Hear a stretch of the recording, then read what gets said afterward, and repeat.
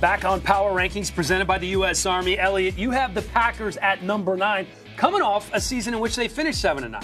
Yeah, number 9 may not get people excited, and I get that. They're a little thin at linebacker, and that's the side of the ball they're not super strong at anyway. That said, Aaron Rodgers can win games by himself. He is back in the saddle. I like their offense. They did acquire Jimmy Graham. I'm comfortable with it. I think the Jimmy Graham acquisition is bigger than what people think. When Aaron Rodgers has a tight end he can throw to in the red zone, he's much more potent as a quarterback. And then they have 3 or 4 running backs. I mean, they have a lot of weapons right now. Devontae like Adams, man. He does a really good job. And then defensively, all you have to do is slow him down. I don't need you to stop him like the Patriots defense. Field goals. Just slow him down and hold him to field goals. You're going to score points. Don't know if any of those running backs scare me, though. The Texans at number 12. I get it. Some think they could be even better with all the guys they have coming back. Sure. I think they can contend with the Jags there in the AFC South. The only thing is we only have a 7-game catalog on Deshaun Watson. And we keep talking about these guys coming back on defense and Honey Badger in the fold. We got to see them playing together and healthy in games that count. Yeah, in them 7 games, though, he threw 19 touchdowns. I know. Unsustainable. We don't know that yet. And so right now we get an opportunity to see it. Guys are getting healthy. If Will Fuller can stay healthy, he'll hurt. Lamar Miller's going to do better. I mean, again, they've tried to beef up that offensive line. You get J.J. Watt back. I think they're going to be a team, like you said, contending with the Jags. What he did prove is that he is indeed special. Here's 9 through 16. Packers at number 9. Ravens at 16, Elliot. Yeah, and speaking of the Ravens, they retooled their wide receiver core. They have a pretty good defense. If they can get more out of the running game, it may not all be on Flacco playing well. He's making too much money. It's all on Flacco. Trading for Khalil Mack, just one of the big offseason moves that the Bears made. It is why they are a very trendy pick to have a winning year. But the Bears move up a staggering 9 spots, Elliot. This doesn't happen very often on your list. I get it, but let's calm down a little bit. We're only talking about 15, okay? So I'm looking at them as an 8-8, maybe a 9-17, but this is the one thing that they really needed to at least be able to contend. And also, it's not just about him. Okay, they made some nice moves in the offseason, and I really like the Anthony Miller draft pick. I think the Bears have what they need. If Mitch Trubisky plays really well, though, I think they have a winning record. This is the issue. Even with Mac there, and I love Mac. I was there in Oakland when he was dominating people. They had me block him. I was like, there's no way he's going to defense. It didn't go well. One of the only few times it didn't go well. But are they going to move up in their division? Are they going to be 3? Are they going to be 2? Are they going to be 1? No. So right now, I think you were a little overzealous moving them up 9 spots. I think they should be in the 20. I think they may win 7 games. They may win 9 games, but they're still going to be 4th in their division. They may also win 6. Okay. We don't know what Trubisky's going to be right now. We put all these weapons around him. We're going to finally get an opportunity to see with a new offensive coordinator.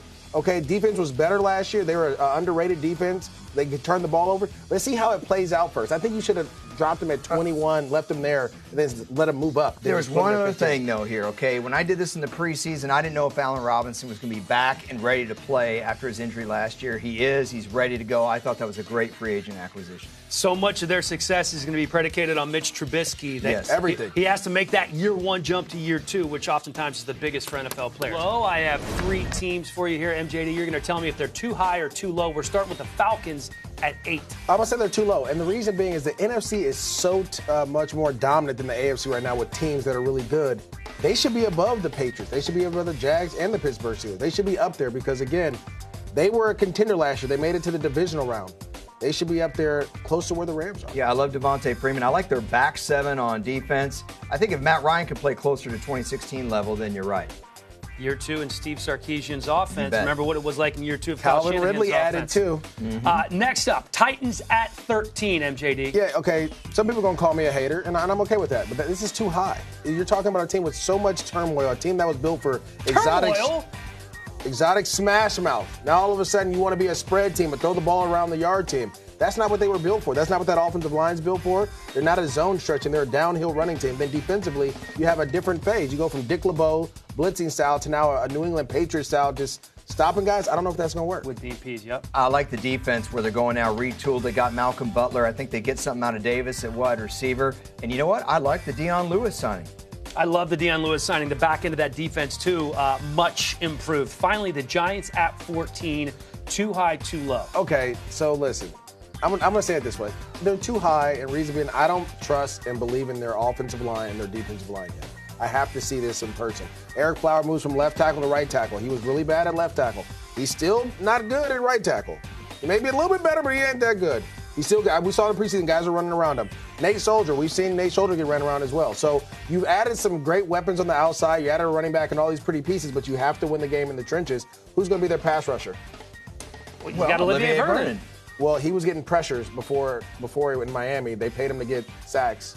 Okay. JPP leaves. Does he get sacks now? I'm going to use your own logic against you. They improved their offensive linemen a little bit, okay? Running back greatly, and you're always talking about how the running game helps the defense so much. I think that's what's going to happen here and help Eli Manning, providing he can pass block, okay? I think the Giants are going to be better. I'll say this much. How many touches are you going to give a rookie? 400? Does it matter? It does. Rookie running backs get you have to run the ball. You're going to have to be able to run the ball, and then you're going to have Odell. I mean, it's just a lot going on.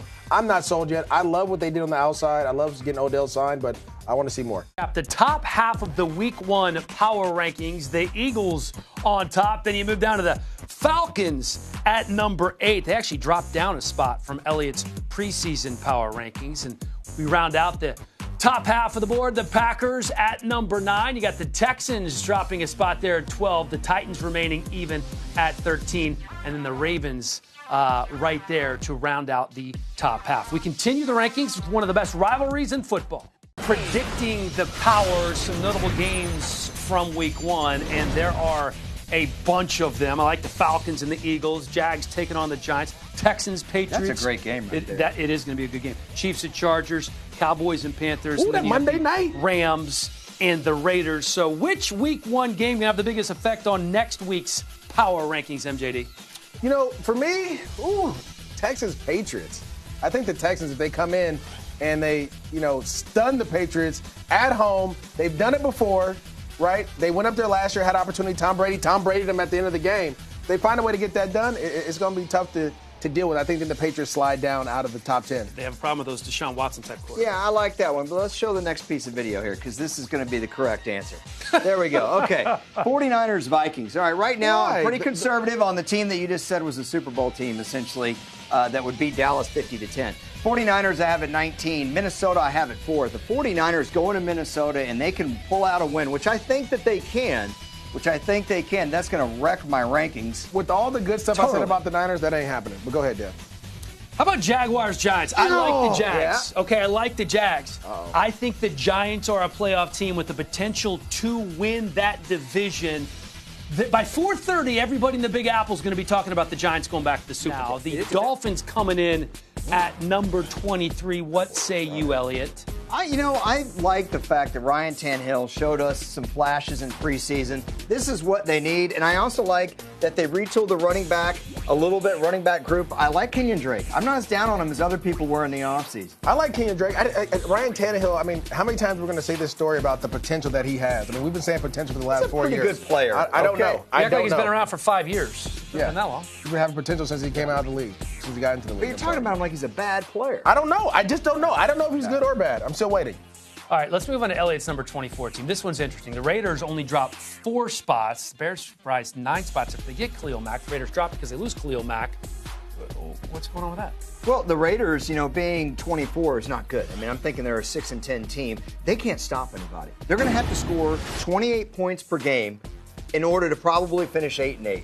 And offensively, I think they're good.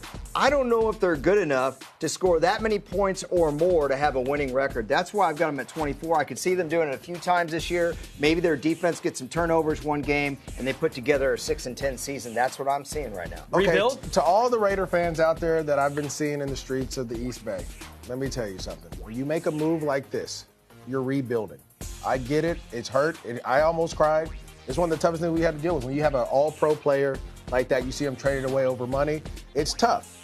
But that's what we're in now. We're in a rebuild. They're rebuilding. Derek Carr is going to have to make magic with his offense. Defensively, they're going to have to try to do something, either make blitzes, something to try to get pressure on the quarterback. I just don't see the people there. I don't see him having the manpower on defense to get it going. Yeah, but I do think that Marshawn Lynch could surprise everybody, have over a 1,000-yard season, help them control the clock a little bit. I don't think he's done. I'm not worried about the running game. I'm not worried about the running game at all. I think the running game is going to be there. It's stopping them on defense. Having to score 30 points a game, 25 points a game is going to be tough to do. Yeah.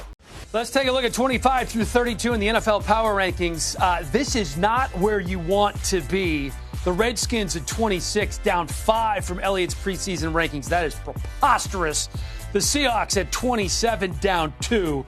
Time now for Elliot to take us on a power trip with the Seahawks offseason. Thanks, Tim. Am I tripping, MJD? Almost. For sure. Almost. Well, so were the Seahawks. You see, week 17 last year, I had them at 14. They were just trying to get to 9-7. I gave them a little bump when I thought that Cam Chancellor would be coming back, and Earl Thomas, I didn't know he was going to hold out. But you see the steady decline the entire year here, post-draft, post-free agency, as the personnel and roster just got weaker. Here's a look at the top 10. Eagles on top. You got the Vikings at 4, Saints at 3, Packers, Chargers rounding out your top 10.